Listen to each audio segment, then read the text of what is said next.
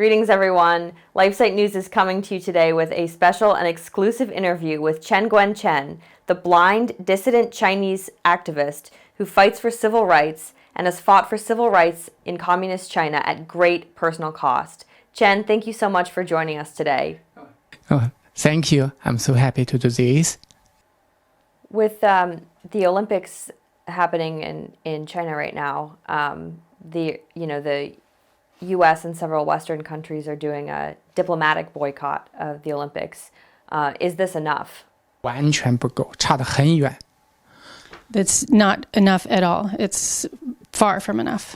中共是一个 The Communist Party is a mafia organization that has completely kidnapped and controlled the entire country. The idea that Western nations would cooperate with this government, would participate in this kind of event, is embarrassing, and they shouldn't do it. Even though the United States has said publicly that they're doing a diplomatic boycott, in the end they've sent 18 government officials to the games. So I feel that this is a way, it's sort of tricking the American people, and it's going against America and American values. I believe that the whole world should boycott the Chinese Communist Party, and there should be an alliance of democratic countries that should come together to figure out how to eliminate this regime. We shouldn't think that the Chinese Communist Party will harm only the Chinese people. Now the claws of the Chinese Communist Party have extended into all areas of other countries, and the coronavirus is a perfect example of that. It's changed our way of life. Much of the world has modeled its coronavirus response based on information from China and based on sort of the way that the CCP handled the virus, with lockdowns, really harsh lockdowns. Was this a mistake? What are your thoughts on that? That hit the wrong. Yeah. I think this is exactly the wrong thing to do. If we start in the West, if we start doing things according to the way the Chinese Communist Party is doing things, then we are limiting people's freedoms. Then we're becoming just like them, and we're in danger of becoming slaves. There's an example from Wuhan where the Communist Party locked up a family using iron bars, shutting their doors completely so that nobody could get out. They said that they would bring them food, but that promise was never realized. And after the city was reopened, they found that whole family had died. Is this what the West wants for themselves? In the same vein as my last question, what do you think of countries implementing very harsh vaccine mandates and segregating people based on medical status? I'm against harsh vaccine mandates. I think, for one, at the time when the vaccines haven't been completely tested, to start forcing everybody to have them is not right.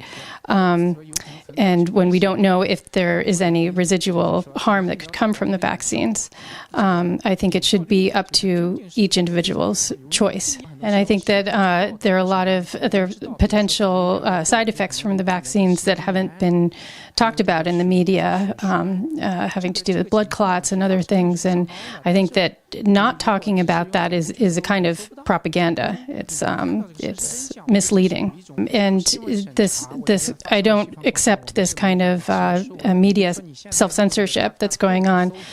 For example, if you look up side effects from the vaccines on DuckDuckGo, and you look at the same search for the same things on Google, you'll see that the differences are vast. And the thing that I want to emphasize the most is that if we don't investigate the origins of this virus, if we don't get to the bottom of it, then in the West we will have countless of these kinds of viruses that will come one after the other. China has supposedly relaxed its one-child policy, but there are still reports that forced abortion is common. Is this still a problem? And what are, other than the persecution of political dissidents and these lawyers and activists, what are some of the biggest human rights problems in China right now? 我觉得是这样，实际上 According to the law, of the one-child policy law, the Communist Party can still force an abortion if they wanted to do that. And in 2005, because of the work that we did in the against the one-child policy in my area of Shandong, there were around 90,000 babies that were born.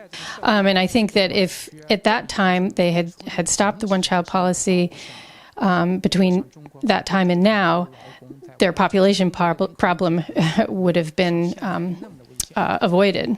What other things should we be paying attention to? And one of those things is the use of Western technology to create their networks of movement recognition systems and facial recognition systems that they use to control the population. And the other thing is a health number that everybody has to have now, and through that, and it will change color depending on your status, they can control the Chinese population.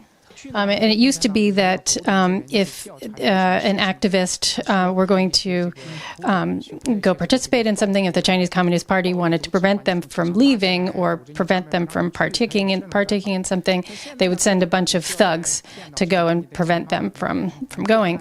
But now, what they can do is, on a computer, they can change the status of somebody's, say, vaccination status or other health information to make it so they can't even buy a plane ticket or a train ticket to go somewhere.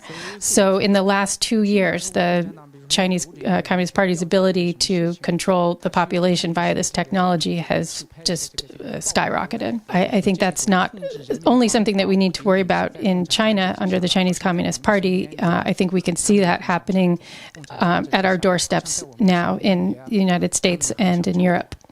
If you could speak to President Biden right now, what would you say to him? What would your message be to him? 会跟他说 I would say to him, under no circumstances, no matter how big the benefit, on the one hand, should you sell off our American values of human rights, freedoms, rule of law. If you make agreements with the devil, then the harm will be greater than you can imagine.